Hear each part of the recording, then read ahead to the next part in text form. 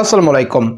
আজকের দিনটাই আছে তোমাদের হাতে। কালকে সকালবেলায় শুরু হতে যাচ্ছে এই বছর অর্থাৎ 2026-27 শিক্ষাবর্ষের গুচ্ছ বি ইউনিটের পরীক্ষা। এবং এই গুচ্ছ বি ইউনিটের পরীক্ষার শেষ দিন আসলে তোমাদের সাথে কিছু কথা বলা আছে। এতদিন তো অনেক টেকনিক্যাল কথাবার্তা বললাম।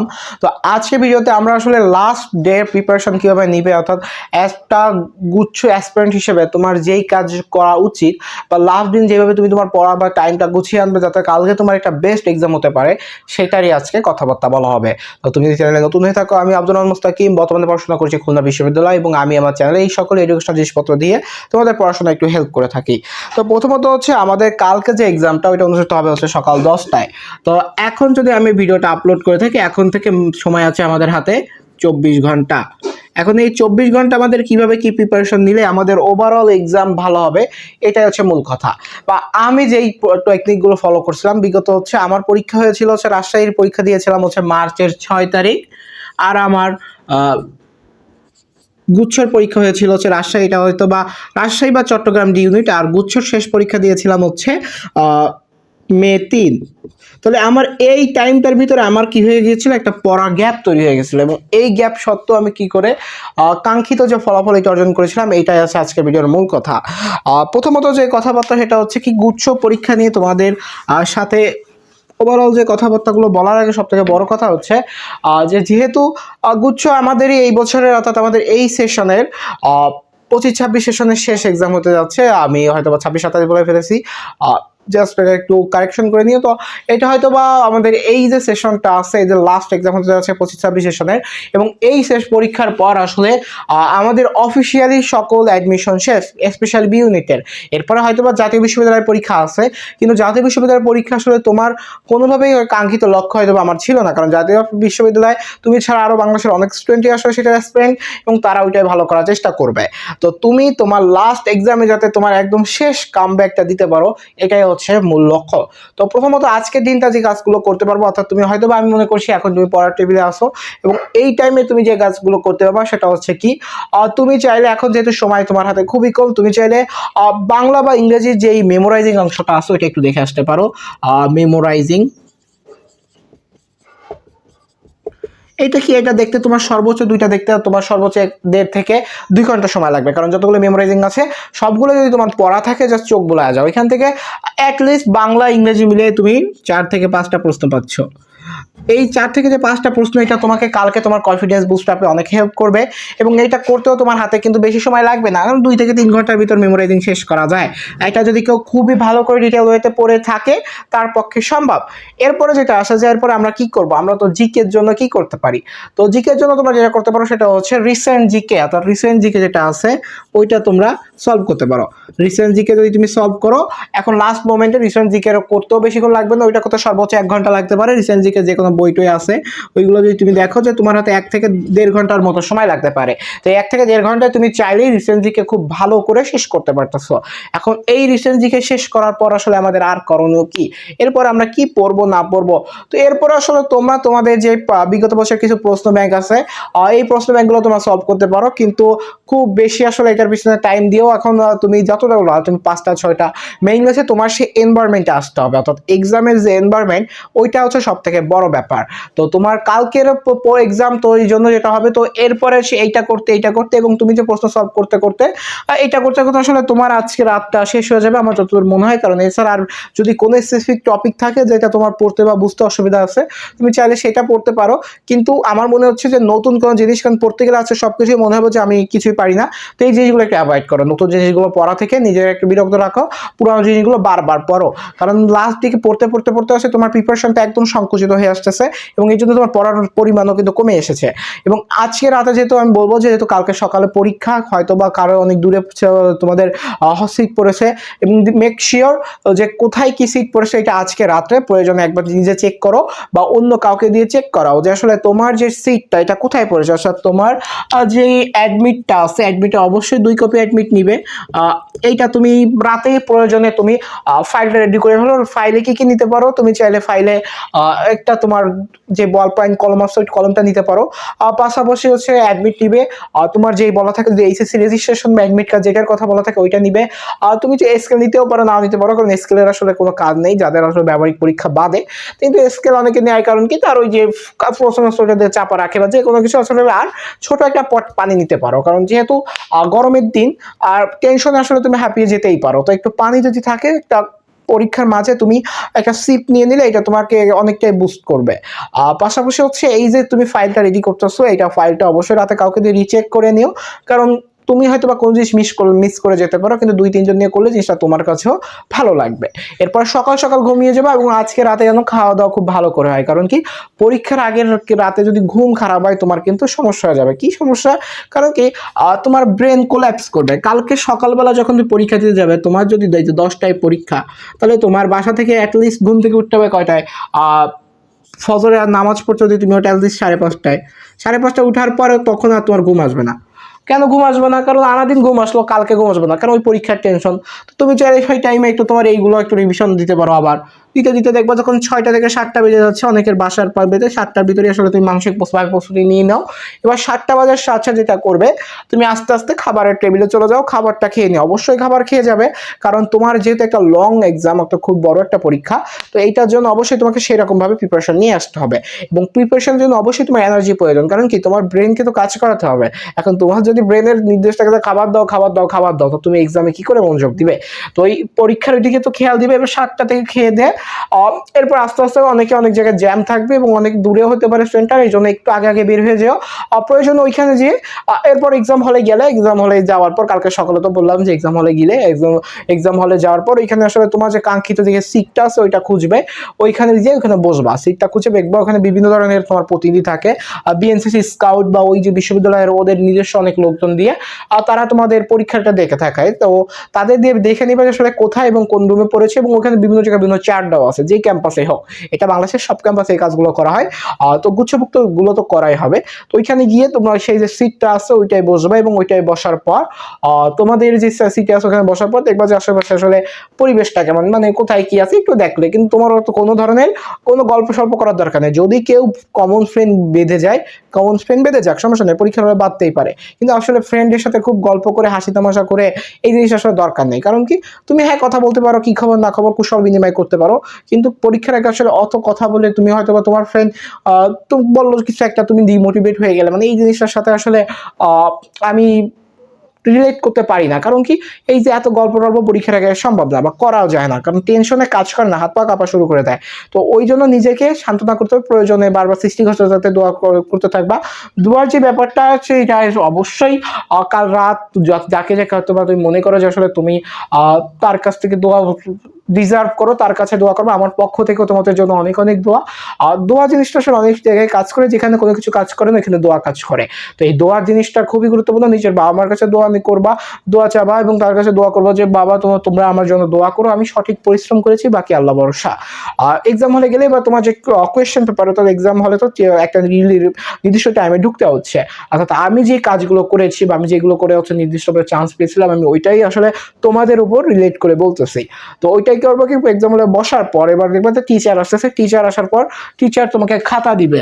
মেক শিওর খাতা পূরণের আগে তুমি যেন সব কিছু থেকে আসলে নিজেকে বাদ দিয়ে দাও, অর্থাৎ কোনো ধরনের কথাবার্তা না। কারণ কি খাতা খুবই মনোযোগ দিয়ে পূরণ করবা। এই যে খাতাটা থাকতেছে, এই খাতাটায় যদি কোনো ধরনের কোনো ভুল হয়ে থাকে, যে এই যে তোমার যে খাতাটা, এই খাতাটা দিলে এখানে ওয়েমার টোয়েমার পূরণ করা আছে, তো এইগুলো যদি কোথাও তুমি ভুল করে ফেলো, এটা কিন্তু তোমার পরীক্ষার রেজাল্টই আসবে না। তো মেক শিওর এটা যেন খুব ভালো করে পূরণ করা হয়। আর তোমার যে খাতাটা দিবে ওইটা দেওয়ার পরে বা তোমার যেই অ্যাডমিট কার্ড আছে ওইখান থেকে রোল নাম্বার ওইটা লিখবে। তোমার নাম যদি লিখতে হয় ওখানে লেখা থাকবে যে ক্যাপিটালে লিখবে না স্মল লেটারে লিখবে, অন্যান্য যে ডিটেলসগুলো আছে প্রত্যেকটা জিনিস ফিল আপ করবে। ফিল আপ করার পর এবার তুমি কি করবে, এবার হয়তো বা তোমার টিচার হয়তো বা রিচেক দিতে আসবে, তোমার সাইন করতে আসবে, ওইটা দেবে। এবার তোমার প্রশ্ন দিচ্ছে, টাইম হয়ে গেল, তোমাকে প্রশ্ন দিয়ে দিল। প্রশ্ন পাওয়ার পর আসলে তুমি ওইখানে একা, অর্থাৎ একটা জিনিস মনে রাখবা, ওই রুমে প্রত্যেকটা লোক পরীক্ষা দিচ্ছে, তোমার সিট নেওয়ার জন্য। ওই রুমে কেউই আসলে তোমার যে বন্ধু বান্ধব যেই হোক না কেন, তাদের পরীক্ষার মূল লক্ষ্যই কি যে একটা সিট নিশ্চিত করা, হয়তো বা এই সিটটা তোমারও হতে পারে। সেই জন্য অবশ্যই ওই যে পরীক্ষার জোনে ঢুকবা, ওই জোন থেকে যেন আর বের না হয়।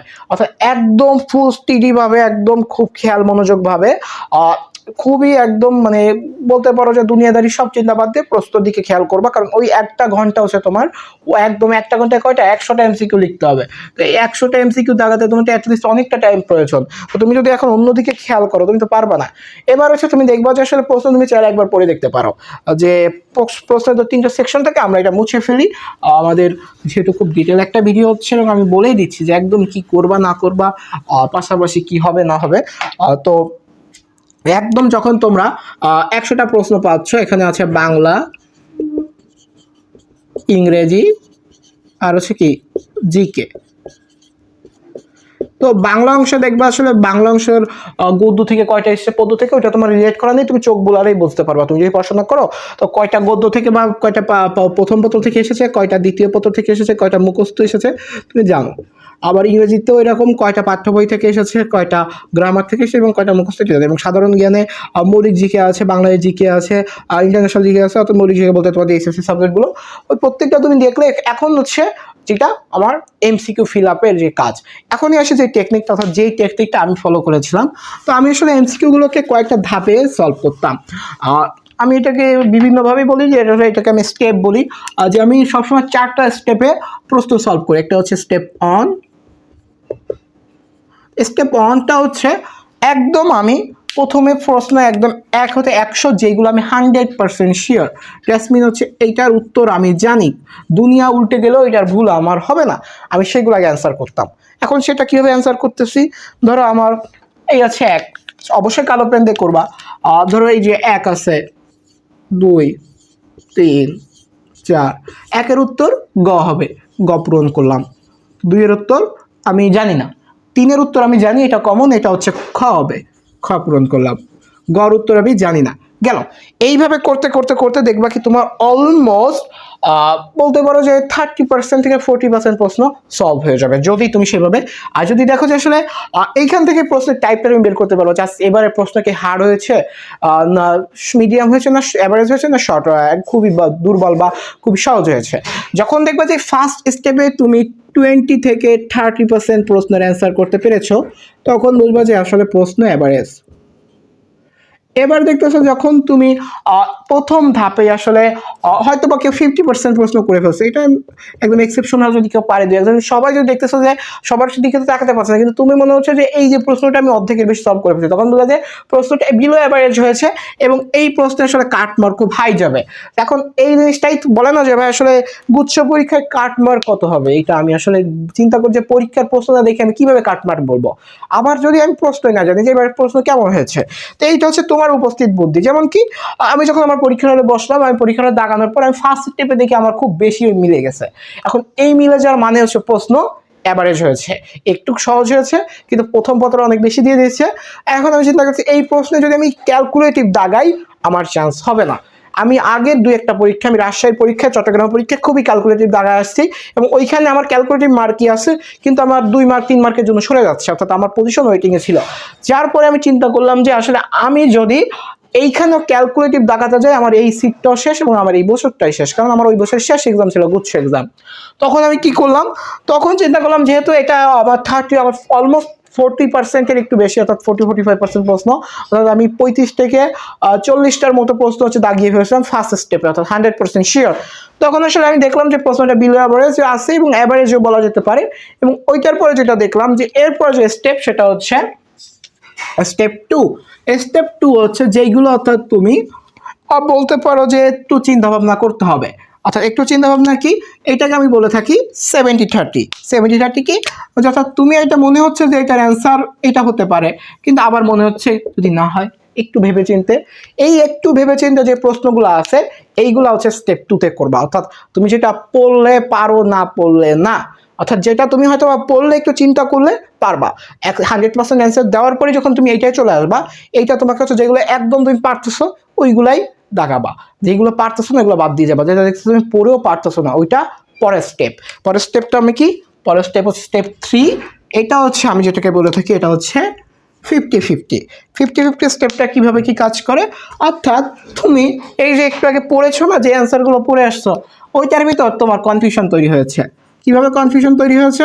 মনে হচ্ছে দুইটা উত্তর, যেটা তোমার মনে হচ্ছে দুইটা উত্তর, যে ক হবে আবার গ হবে। এখন উত্তর তো একটাই দিতে হবে। এখন এইটাকে হচ্ছে স্টেপ 3-তে এসে করতে হবে। এর আগে তোমার অলমোস্ট 50 থেকে 60%, আর এর আগে যে স্টেপটা আছে ওইটাই তোমার 10 থেকে 20% প্রশ্ন হয়ে যাবে। 10টাতে 40 এবং 10 to 20 মিনস হচ্ছে 40 প্লাস 20, অলমোস্ট আমি ধরি 60% প্রশ্ন হয়ে যাচ্ছে তোমার।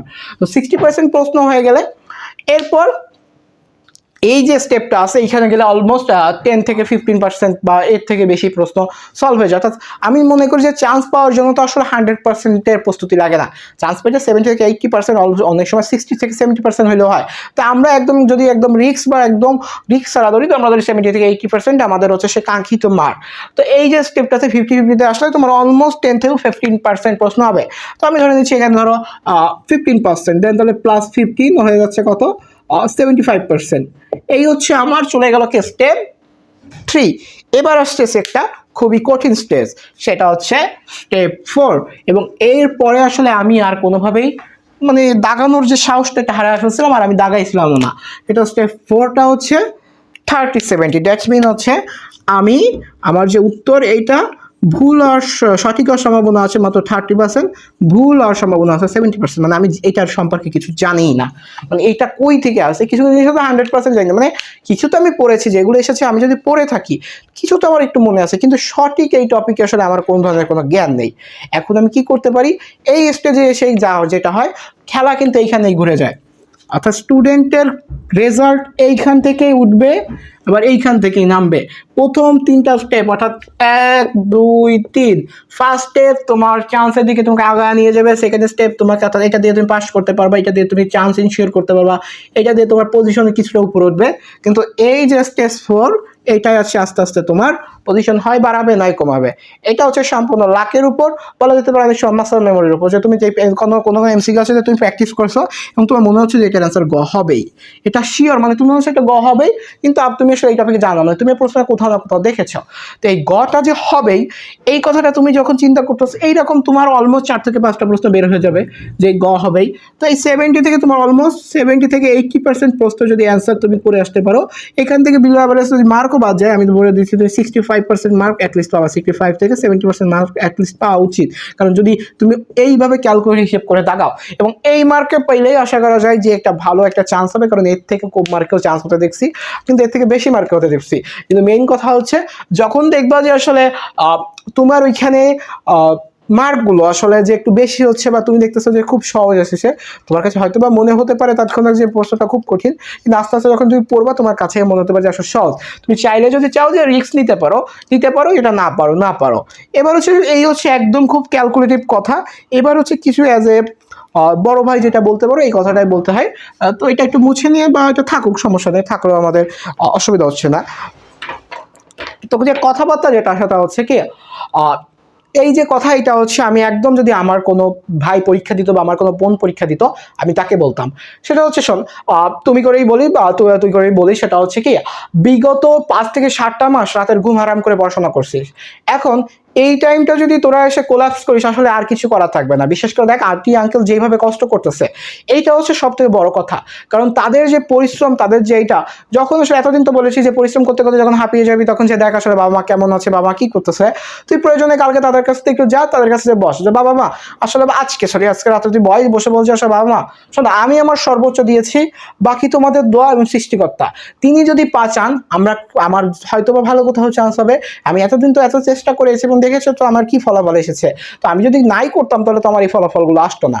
আর দ্বিতীয়ত হচ্ছে পরীক্ষা দিতে যাবি, খুবই ভালো করে কোন ধরনের কোনো ঘাম খেলে যেন না করা হয়। এবং তৃতীয়ত যে কথা সেটা হচ্ছে কি, অবশ্যই একটু রিস্ক নিতে হবে। কেন কি ভাই, জীবনে আসলে ক্যালকুলেশন করে সব কিছু হয় না। লাইফে যদি ক্যালকুলেশন সব কিছু করে হতো, তাহলে আমাদের দেশে যিনি বর্তমানে প্রাইম মিনিস্টার, তিনি হয়তো বা 17 বছর পর দেশের বাইরে থেকে এসে দেশ শাসন করতে পারতো না। এটা হয়তো বা পলিটিক্যাল কথাবার্তা হতে পারে। আমি নন পলিটিক্যাল ব্যাকগ্রাউন্ডের লোক হয়ে আমি তাকে আমি সম্মান করি, কারণ কি তিনি পুরো জিনিসটাই ডিজায়ার করছে এবং চেয়েছে যে হ্যাঁ আমার দ্বারা সম্ভব। এইভাবেই আসলে নিজের যেই ক্ষমতা আছে বা নিজের যেই সেফ জোন আছে, সব থেকে বড় কথা হচ্ছে জীবনে কিছু পেতে হলে নিজের সেফ জোন থেকে বেরোতে হবে। নিজের সেফ জোন হচ্ছে কি, এই যে বললাম না, এটা হচ্ছে সেফ জোন। অর্থাৎ স্টেপ 4 এর পরও একটা স্টেপ আছে, সেটা হচ্ছে স্টেপ 5। এবং এই স্টেপ 5 তুই নিবি কি নিবি না সেটা হচ্ছে তোর উপর। তোর যদি মনে হয় যে না, যে আমার আসলে কিছু একটা আছে এবং আমি পারবো, তাহলে তুই আর 4টা 5টা 10টা দাগায়। কিন্তু এইটা কিন্তু খুবই অল্প দাগাবি, মানে 1 থেকে 2 মার্কের তার মামা, মানে এইটা যদি হইলে তোর একদম খুব উপরে উঠা দিবে, আর নইলে তোর একদম খুব নিচে ফেলে দেবে। এটা তোর উপর এবং তোর কনফিডেন্সের উপর। এবং এই কনফিডেন্সটা কই পাবি? এটা পাবি হচ্ছে যখন তুই ওভারঅল পড়াশোনা করেছিস। আমি বলতেছি কিন্তু পড়াশোনা যদি না করে থাকো, তোমার এই ধরনের রিস্ক নেওয়ার দরকার নেই। আমি এখনো বলতেছি, যদি লাস্টে এসে যদি মনে হয় যে হ্যাঁ আমি বিগত 5 থেকে 6 মাস পড়েছি এবং আমার ভিতর সেই পোটেনশিয়াল আছে, ভাই তুই যা, তুই আরো কিছু দাগায় দেখ, তোর এই মার্কটা কিন্তু তোকে উঠাবে। আমি যখন আসলে লাস্ট এক্সামটা দিতে বসলাম, আমি জীবনে 2টা পরীক্ষায় আমার মন মতো দাগাইছি, মানে কোনো ক্যালকুলেশন না, দাগাইছি মানে দাগাইছি। একটা হচ্ছে ঢাকা বিশ্ববিদ্যালয়, আরেকটা হচ্ছে গুচ্ছ, এবং বিশ্বাস করে এই 2টাতেই আমার পজিশন হচ্ছে। আর যেগুলো দাগাইছি ক্যালকুলেটিভ দাগাইছি। ক্যালকুলেটিভ দাগানোর কারণে কি হচ্ছে, আমার প্রত্যেকটা পজিশন দূরে নিয়ে গেছে। অবশ্যই ক্যালকুলেটিভ দাগাবি, একদম যে পড়াশোনা করে পোলাপান যেটা করে, যে ওরা আসলে দাগিয়ে আসে, কিন্তু দাগিয়ে আসে কিভাবে দাগাবে, ওদের তো কনফিডেন্স নাই, পড়াশোনা করি নাই। এখন পড়াশোনা যদি করে থাকো, অবশ্যই তুমি যাও, গো ফর ইট, তুমি করতেই পারো। কিন্তু যদি পড়াশোনা না করে তুমি এখন রিস্ক নিতে যাও, অসম্ভব। তো অবশ্যই কালকেরা একটু যখন দাগাতে যাবি, যদি তুই ভাই 5-6টা মাস খুব ভালো করে পড়াশোনা করিস, গো ফর ইট, 4-5টা দাগা, বেশি দাগাতে বলে দাগা, কারণ দেখবি এই মার্কগুলো কিন্তু তোকে হয়তো বা যদি সঠিক হয় একটু উপরে তুলে দেবে, যদি একটু ভুল হয় দেখা গেলো তোর পজিশন একটু পিছিয়ে নিয়ে আসবে। কিন্তু এটা কখন করবি, যখন দেখবি যে আসলে তোর সবকিছু একটা তোর পূর্ব প্ল্যান অনুযায়ী আগাচ্ছে, তখন দেখবি যে আসলে না, তুই যে প্ল্যান করে গেছিস বা আমি যে প্ল্যানটা দিয়েছি এটা কাজ হচ্ছে না, ভাই অতটা পাকনামি করার দরকার নেই। তো এই ছিল আছে ওভারঅল কথাবার্তা। কেমন কি লেগেছে অবশ্যই জানাইস। আসলে কোনো ধরনের কমেন্ট করা লাগবে না, ভালো করে পরীক্ষা দিস। অনেক অনেক দোয়া থাকলো। ওভারঅল তোদের এর পরবর্তীতে আসলে যদি পরীক্ষা মন মতো হয় তাহলে তো ভালো কথা, যদি না হয় তাও ভাইয়া আছে। আর ভাইয়া প্রপার তোদের জন্য এবার 26-27 সেশনের প্রপার গাইডলাইন নিয়ে আসতেছে। আমি আশা করতেছি প্রত্যেকের চান্স হবে। আমি চাচ্ছি না যে নতুন কারো মুখ, নতুনদের ভিতর তোদের পুরানোর কারো মুখ দেখতে হয়। তো দেখা হচ্ছে পরবর্তী কোনো ভিডিওতে। সুস্থ থাক, সুন্দর থাক, পড়াশোনা কর, সারাদিন আজকে একটু নেট কম চলা। আসসালামু আলাইকুম।